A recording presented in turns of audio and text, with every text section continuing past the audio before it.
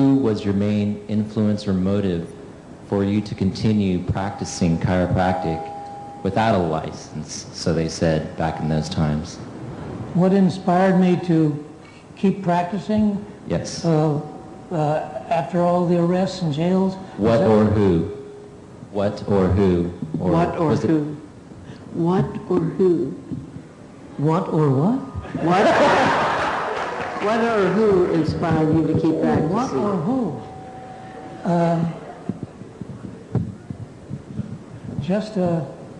Just hungry to teach that next patient the value of chiropractic and the value of innate intelligence to cure us. That's it. Yes.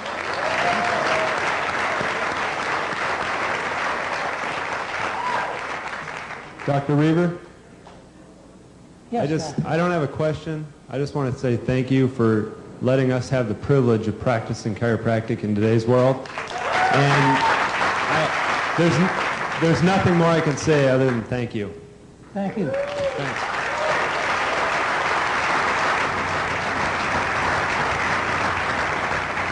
I had breakfast with Dr. Jim Sigafus this morning, and we were talking about the old-time days, and I was saying that I was explaining the viciousness of the prosecuting authorities and the medical authorities in those old days, and the enemies of chiropractic and what they would do to try to kill our profession. And his words were, they're still there, except that they're more subtle. And that stuck in my ears, because it is true. They're still there. They'd like to put us down. Yes, doctor. Hi.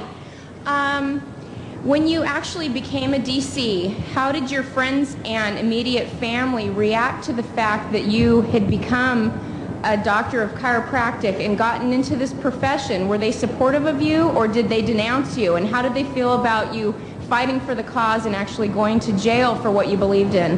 Oh, sure. Everybody that knew me was for me.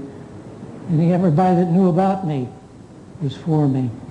And we had a hell of a following with petitions to the governor and everything.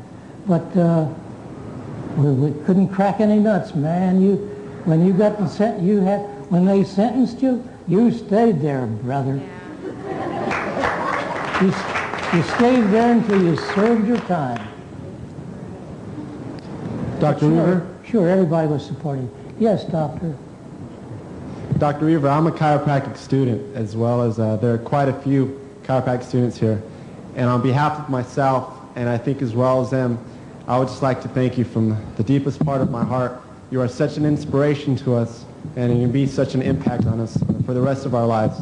When times are tough, and we look back towards the people like yourselves and the pioneers, as well as B.J. Palmer, we can only thank you. And there's not enough thanks. Because if it wasn't for the people like you that fought for chiropractic, dedicated your life to chiropractic, we would not be chiropractic students right now. I just have one quick question for you. A lot of us can only read the green books and only talk to the people who knew B.J. Palmer. What was it like working side by side with him? What was it like working with B.J.? Well, I was his vice president in the ICA, and of course he was my teacher in school. And he was just inspiring. That's as a student, he inspired me. Well, boy, I was telling. I also had breakfast with Fred this morning, and I was telling him that when I came out of college, I was gung-ho to teach innate intelligence to the world. And in the ICA, it was great working with him. There was no nonsense about him. Yes, doctor. I've heard stories about jailed chiropractors and how they continued to practice while in jail. The correctional officers and even the prisoners, and people would come to the jail and be treated by the doctor while in jail. Did you have that opportunity? Did you treat any of the other prisoners while you were in jail? Oh, yeah.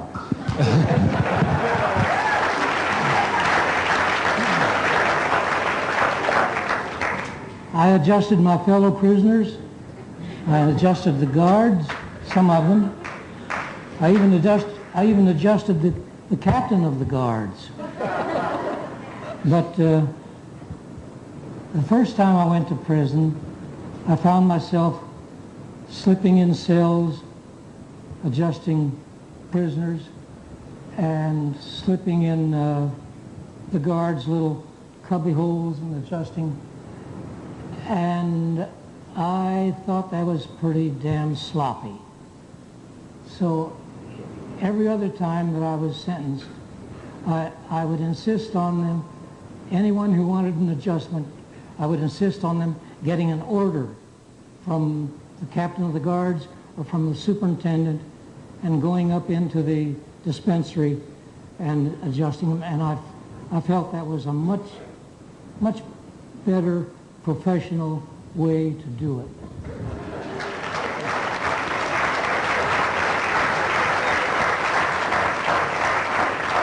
Also, it was a hell of a good way to let them all know what was going on.